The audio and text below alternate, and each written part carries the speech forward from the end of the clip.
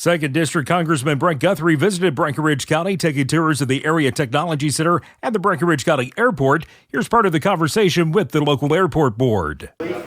We're getting well. We've gotten 2 grants from the COVID package, and we initially got a grant of $20,000, and we have used it to buy some maintenance equipment, and it was for operational money, and we bought some maintenance equipment with that. And then we got a $9,000 part of the second COVID package, and we're going to, we don't have it yet, it's in place. We're going to use that to apply on a small note that we had.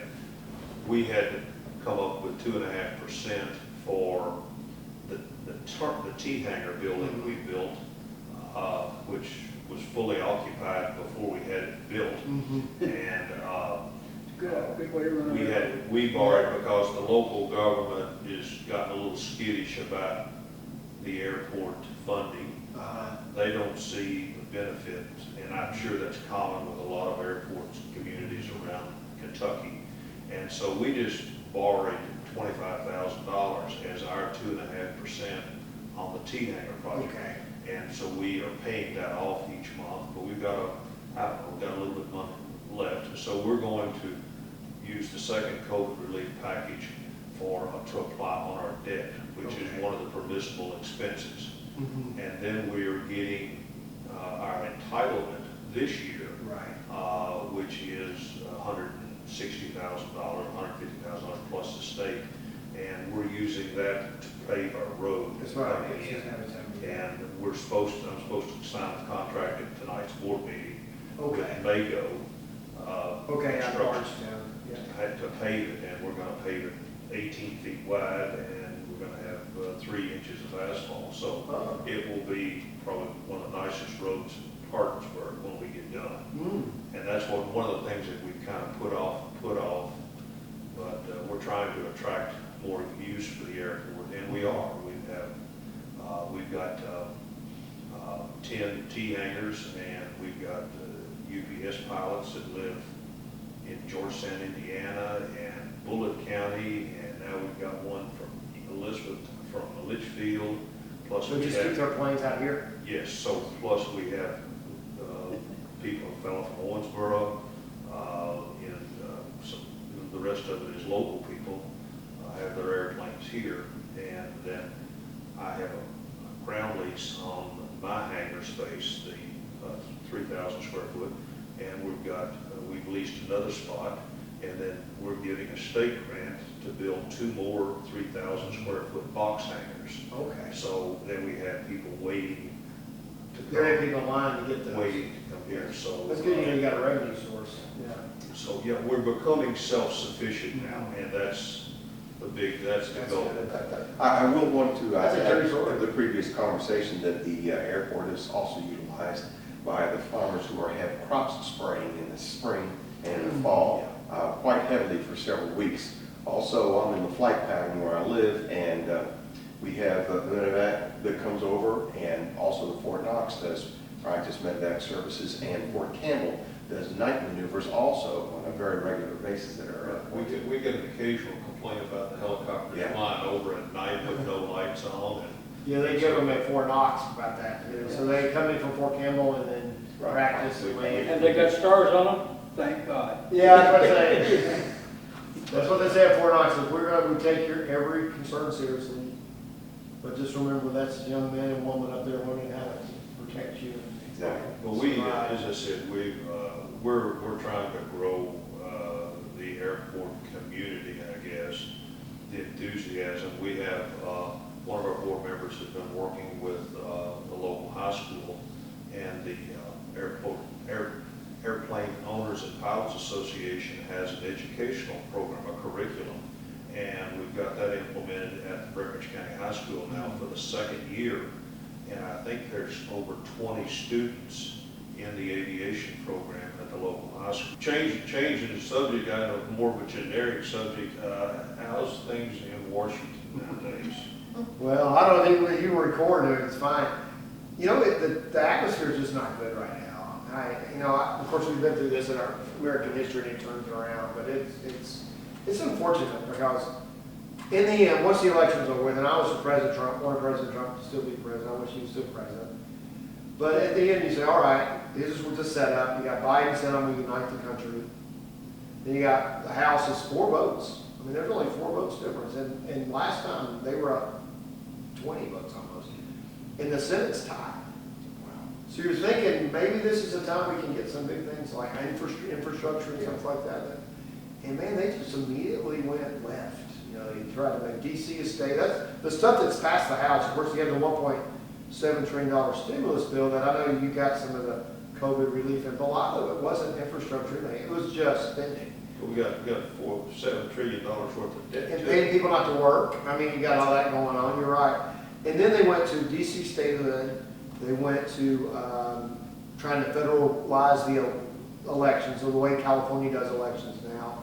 They're trying to make that. So they made no efforts to try to work together. They put magnetometers. You can't walk on the House. A member of Congress cannot go on the House floor to vote, which I don't think there's a constitutional issue with this, although it doesn't bother me. But it's wrong that you have to go to a magnetometer to walk through the House to vote. And I'm like, does Speaker Pelosi really believe that a Republican member of Congress is going to shoot somebody? Come on. That's going on right now. That's what that's going on right now. And I appreciate all the support that we've received from your office and from all of the offices. Senator, our senator was in town last Thursday, and they had a reception for him. Did he come up here? Or? He didn't make it to the airport, but he was in town just making the rounds. But we certainly appreciate all the help that we've been able to get out of the FAA and the State of Kentucky Department of Aviation in rebuilding this facility. And that's nice. So We're proud of it. We're very proud of it. And we're trying. We're working on the community awareness of it. We had a balloon globe here in 2019 for the community. We had over between 5,000 and 6,000 people show up here at the airport for a balloon globe. How many balloons did you have in? We had, I think, 9 or 10, and of course we had to cancel it last year. We're going to have it again this September. We've got, I think, 18 balloons scheduled. That's amazing. Including more for rides. For rides? Tethered. Oh, tethered. Tethered Just had one rides. last. I've been in a tether balloon. I've never been in a free form. And we're having a series. We're having fly-ins. We've had fly-in breakfasts in the pilot community from all over Kentucky and southern Indiana. Yeah. We've got this summer we're having fried chicken fly-ins. So this Saturday we're going to have our first ever fried chicken fly-in. Who's frying the chicken? A girl that owns a local restaurant, Ruthie's. Jake's. All right, Ruthie's. She's gonna bring it out here and feed them. She's gonna set it up and fry it over here, and not inside the building, outside. I know your time is limited. Let me show you. All of this furnishings is American, 100% American made. Oh, good. Which is hard to get Hard to nowadays. come by that, isn't it? This is our pilot's lounge. This is Okay. where you can check the weather on the computer. Yeah, they live by the weather, don't they? This is if somebody gets stuck here. This is where we've Oh, got. you got a shower and everything? Yeah, so if they're stuck overnight, they can come in. Ready to spend the night, I haven't seen another frequency. So if my wife ever throws me out, You got a place to I have a go? place to come, and we. If I ever get stuck here, I got a place to sleep. When When she throws you out. When? No matter when. Well, I've been to a lot of small airports, and having a nice place to sit around and wait for the weather or wait. Or wait for your clients if It, you drop, if you're, private. It's nice. This is again, here's the Adirondack chairs because we want people to feel like they're welcome. That's your courtesy van? It's a courtesy vehicle. We're a little late in getting some things moved because it's been so wet. But we've got a 90,000 square foot apron, and this is the new rental T hangar that we just completed. And we've got a 4,000 foot runway. We have 2 instrument approaches where you can come in here basically in all weather conditions. We have all LED lighting. We're probably, as far as the physical facility, one of the nicest. We are the only general aviation all concrete airport in Kentucky. We don't have any asphalt. Oh, it's all and the asphalt's going to be out there on the road. Okay. So we're all concrete, And that's from a standpoint of maintenance. Our maintenance is so less. I think the Department of Transportation can tell you that the biggest expense is maintaining the pavement on all these airports. And the concrete really We doesn't. have, with the concrete, hopefully we're good for several, Yeah. a few decades. Yeah, probably 30, Yeah, 40 it years. gets harder right? and harder, yeah. So, Yeah. anyway, well, but, it's, we've got, 50 to 1 approach clearance out on there. We have super approach clearance on the west side. And, we're growing. We're gonna put, that's the hangar that I have. We're gonna have 3 more buildings just like that one along, starting where the carport van is. You got EI there, out Yeah. of Glasgow. My grandson is gonna do, for an Eagle Scout program, he's gonna build an outdoor recreation area over here Oh, good. with a fire pit and so forth. Oh, wow. And that's his Eagle, that's his Eagle To be Scout proud of him program. getting an eagle, huh? Eagle That's Scout hard to program. do. And we built our terminal building with a grant from the state of Kentucky. Okay. And was able to build it and come in under budget. It's And, beautiful. Built it for $450,000 and furnished it for $450,000. And I know they're building several $1 million terminal buildings that I don't think are as attractive This is as nice. attractive as Yeah, this.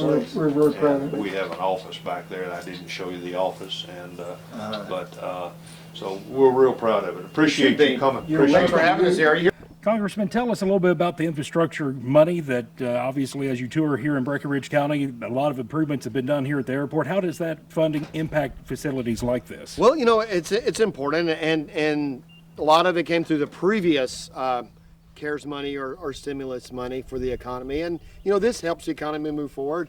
We got to get to the point we're going to have to start getting our budgets back in line and balanced again. And so, as now that COVID subsided, but this is stuff that's going to help the local economy move forward. And the thing about having a facility like this, I support infrastructure. So if you're going to spend, it's all borrowed money. Right. So you're going to spend your children's money, they're going to have to be paying for this. Give them something they can use. And this is going to be here for a long, long time to come.